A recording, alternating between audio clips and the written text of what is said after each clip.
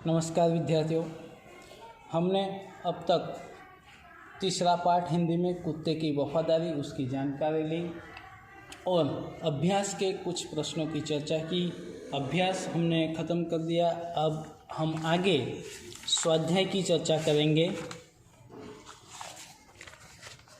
स्वाध्याय के प्रश्न यहाँ आप देख सकते हैं। सबसे पहले है ढांचे पर से कहानी लिखिए। यहाँ पर एक कहानी दी गई है। यहाँ पर कहानी के कुछ मुद्दे हैं। यहाँ पर ढांचा शब्द આપણે ગુજરાતીમાં એને मुद्दा પરથી वार्ता એવું કહીએ છીએ। तो यहाँ पर कुछ मुद्दे दिए गए हैं। उन मुद्दों पर से हमें कहानी का विस्तार करना है। यह कहानी आपको अपने नोट में लिखनी होगी। यह जो कहानी है वो मैं लिख के आपको भेज दूँगा। यह कहानी आप अपनी नोटबुक में लिख लेना। आगे हम आज चर्चा करेंगे प्रश्नों की। दूसरा है नीचे दिए गए प्रश्नों के उत्तर लिखिए। यहाँ पर कुछ प्रश्न हैं, उन प्रश्नों का हमें जवाब देना है। उन प्रश्नों की आज हम चर्चा करेंगे। सबसे पहला यहाँ पर प्रश्न है, रात को कुत्ता पड़ाव की रखवाली कैसे करता था? रात को कुत्ता पड़ाव की रखवाली कैसे करता था? तो इसका जवाब ऐसा आएगा कि कुत्ता बहुत वफादार था। रात को वह सावधान रहकर पड़ाव की रखवाली करता था। अगर चोर लुटेरे पड़ाव की तरफ आते दिखाई देते तो कुत्ता भौंक भौंक कर उन्हें दूर भगा देता था। इस तरह से कुत्ता पड़ाव की रखवाली करता था। दूसरा प्रश्न है, सेठ ने बंजारे के साथ कौन सी शर्त रखी? सेठ ने बंजारे के साथ कौन सी शर्त रखी?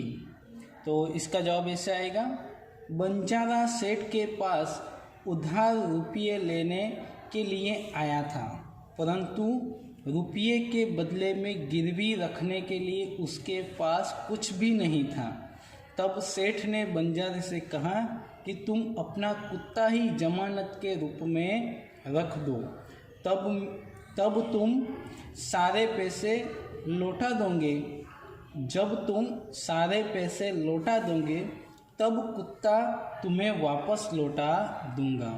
इस प्रकार सेठ ने बंजारे के रकम के बदले में कुत्ते को गिरवी रखने की शर्त रखी।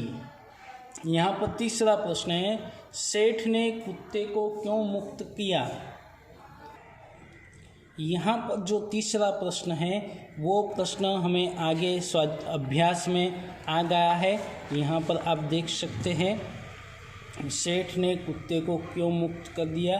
तो ये प्रश्न आगे आ चुका है, इसलिए ये प्रश्न हमें नोटबुक में नहीं लिखना होगा। अब आगे की हम चर्चा करेंगे। आगे का प्रश्न है, इस कहानी से क्या सीख मिलती है? इस कहानी से हमें क्या सीख मिलती है? तो यहाँ पर जो कहानी है कुत्ते की वफादारी, इस कहानी से हमें यह शिक्षा मिलती है कि कोई भी काम जल्दबाजी में नहीं करना चाहिए। सोच समझ कर ही कोई निर्णय लेना चाहिए। जल्दबाजी में काम करने पर बाद में लाखा बंजारे की तरफ पछताना पड़ता है। इसलिए यह कहानी से हमें यह शिक्षा मिलती है कि जल्दबाजी में कोई भी काम नहीं करना चाहिए। अब हम आगे चर्चा करते हैं। आगे यहाँ पर है, नीचे दिए गए वाक्यों में रेखांकित शब्द का लिंग परिवर्तन करके वाक्य फिर से लिखिए। यहाँ पर जो कोई भी वाक्य है उन वाक्यों के नीचे जो રેખાંકિત किया गया है, એટલે કે ગુજરાતીમાં આપણે કહીએ કે અહીંયા જે પણ કોઈ વાક્ય છે અને એ વાક્યોની અંદર જે શબ્દની નીચે લીટી કરેલી છે એ શબ્દનું આપણે લિંગ પરિવર્તન કરવાનું છે। तो यहाँ हम देख सकते हैं, यहाँ उदाहरण दिया गया है, घोड़ा दौड़ रहा है। तो यहाँ लिंग परिवर्तन किया है, घोड़ी दौड़ रही है। इस तरह से हमें सभी वाक्यों के लिंग परिवर्तन करने हैं। तो सबसे पहला है, सेठ ने कहा रुपये तो मैं दे दूंगा। तो यहाँ सेठ के नीचे अंडरलाइन है, सेठ के नीचे लिटी की हुई है। तो इसका हमें लिंग परिवर्तन करके वाक्य फिर से लिखना है। तो इस तरह से वाक्य बनेगा, सेठ की जगह आएगा सेठानी, सेठ की जगह क्या आएगा, सेठानी। सेठानी ने कहा रुपये तो मैं दे दूंगी, क्या आएगा, रुपये तो मैं दे दूंगी। दूसरा है बंजारे को बहुत दुख हुआ। अब बंजारे का हमें लिंग परिवर्तन करना है, तो ऐसा आएगा बंजारिन को, बंजारे की जगह क्या आएगा, बंजारिन को बहुत दुख हुआ। तीसरा है ऊंट की पीठ पर सामान लदा है, तो यहाँ पर कैसा वाक्य बनेगा, ऊँटनी की पीठ पर सामान लदा है। चौथा है मैदान में लड़का खेल रहा है, तो यहाँ पर आएगा मैदान में लड़की खेल रही है। तो इस तरह से यह शब्दों का हमें लिंग परिवर्तन करना है।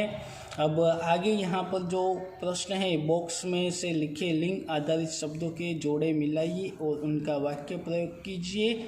इसकी चर्चा हम अगले वीडियो में करेंगे। तब तक के लिए नमस्कार।